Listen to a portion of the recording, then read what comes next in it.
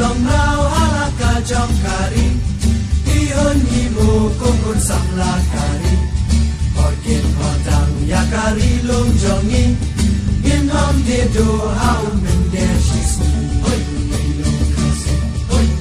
lung kasi Ko samla bashur bashin rang jongi In mau banya turi Hajing rinti tila dangin trailang dan jing e ban kang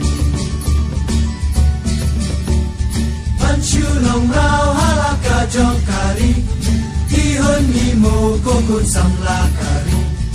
orkin hodang ya kari lom jongi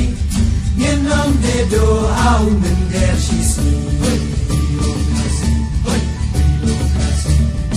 oh go mei ri san jong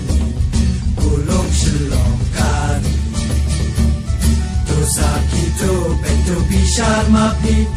hajing ya le jongi